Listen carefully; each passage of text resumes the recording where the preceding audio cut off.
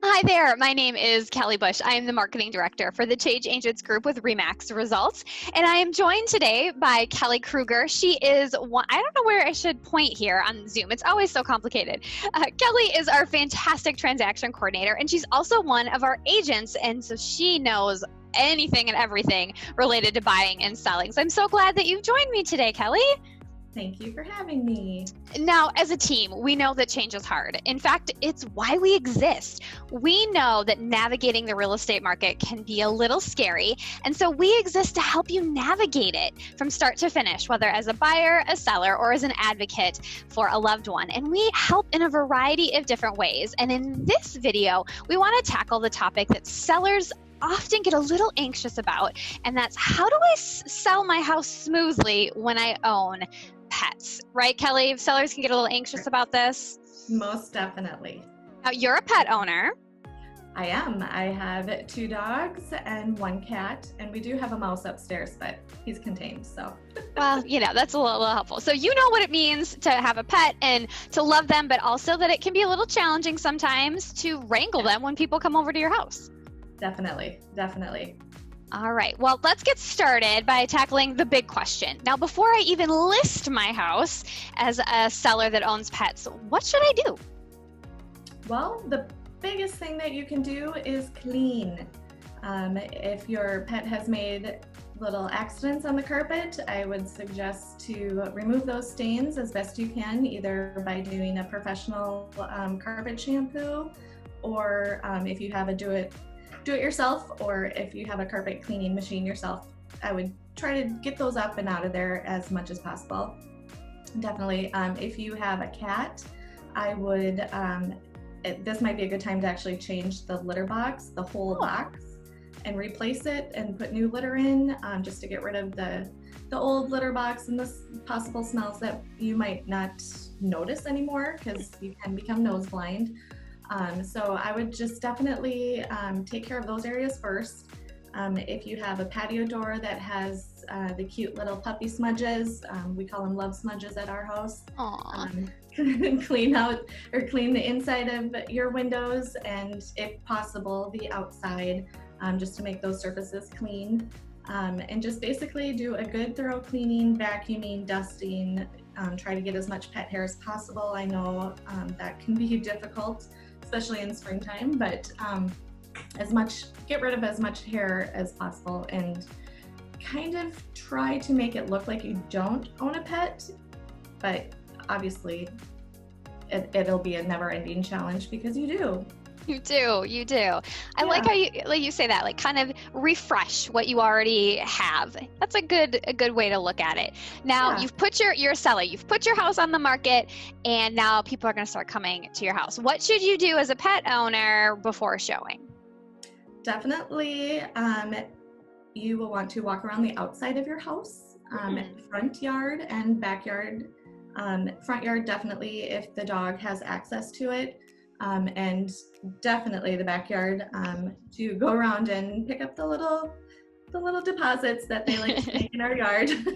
You want to do that, keep up with that as much as possible. You don't want a prospective buyer to accidentally step in something. Because you don't want to traipse through your house, and then you don't want the buyer to have to deal with that. So definitely do the pooper scooper in the yard. Make sure that cat box is scooped and cleaned daily, whether it's in the morning before you leave for work, or at night, or both. Your cat will thank you. If your dogs are anything like my dogs, they have their toys everywhere. So we have a basket, and if you can teach your dog to put their toys away, that's a bonus, but otherwise just go through and make sure the toys are picked up, bones are put away. Their eating areas, some dogs are a little bit more messy than others, so just make sure the water and food bowls are clean, and if possible, put away. If not, leave them out, but just make sure that they're cleaned, and pick up any stray food that might have fallen out of the bowls if they haven't got it. So basically it's just cleaning, and just keep everything as nice as possible. When an actual showing is going on in the house, you'll want to make sure that the animals are out if you can. Cats can be a little iffy. Sometimes they'll just go and hide. So if you don't have a fear of your cat actually bolting out the door with somebody opening and coming and going, if they're a hider, let them hide. It might be a little less stressful for them that way. If you can put them in a carrier and take them with you, that works too. Otherwise, maybe if they need to get their teeth cleaned, maybe they can go to the vet and have a couple vacation days off at the vet. That's what we did when we actually moved our house. Our cat needed a dental, so he went and had a dental, and then he just stayed at the vet for an extra couple days and boarded there, so we could have doors open as we wanted, so he didn't get out. So that's a great idea. Yeah, it's a possibility for a cat. Dogs, if they're social and they like to be out running around, maybe doggy daycare. They're popping up all over the place, so that might be a good option. They can go there for the day, and then you don't have to worry about removing them from the home when you have a showing. Otherwise, if it's during the weekend or you're home and able, you can always take them to the dog park or just load them up in the car and take them for a car ride. Most dogs like that anyway. They do. Yeah, so there's possibilities, but with dogs, I don't recommend putting them in their kennel and leaving them in the house. They'll bark, and it'll be traumatic where they see strangers walking through the house, and they won't know what's going on or why these strange people are in the house. So I don't recommend actually leaving them in the kennel, and plus the barking, that will be hard for a prospective buyer to get past. As nice as your dog may seem, having them barking in the background while someone's trying to go through your house isn't the best experience, and you want to provide the best experience possible for your buyer. So removing your dogs is in your best interest. And we can always set it up too so that your showings, you have a request, and it needs to be at least 2 or 3 hours before the showing before the showing actually happens, so that you have time to pick up the dog toys and actually remove your animals from the house. Just gives you kind of a little buffer area, so if you need to come home from work or at least just gather them up and get them out of the house, we can definitely set that up for you. It's awesome. There are definitely different ways to make it as smooth as possible, but I love what you're saying is as you're tidying up for yourself for the showing, you're just going to be tidying up for your pets as well. It adds a little bit of an extra step to it, but you just kind of, the process you're doing to make sure you look good, you just want it to look good with your pets too. Right. And your prospective buyers will thank you for it when they walk into a nice clean house and they can picture their pets living there, their family living there, and not necessarily have to know that your pets are living there. Right. I know for me, I would get distracted if I saw a cute dog and I wouldn't be paying attention to the house, and then I would forget about the house, and I would be like, oh, do you remember the cute dog that we got to play with? Yep, definitely. I would do that too. I would probably ask if the dog came with the house. Yeah.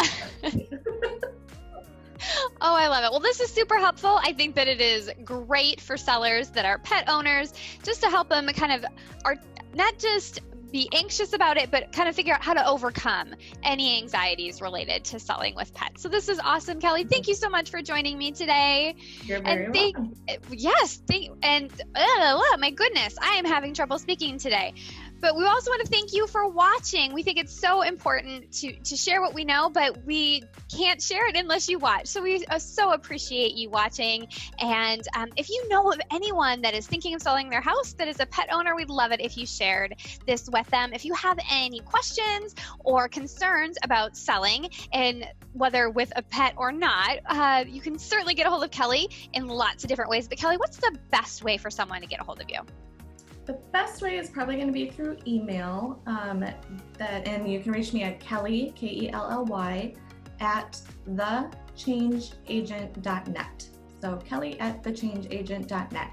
Otherwise, you can reach me via cell phone, and that number is 612-306-3192, and you can text or just give a call anytime. Awesome. Wonderful. And as always, if you want to tag someone in this video, or even if you have a comment, go ahead, question or comment away, and we'll get back to you with anything that you might want to know more about selling or selling with pets.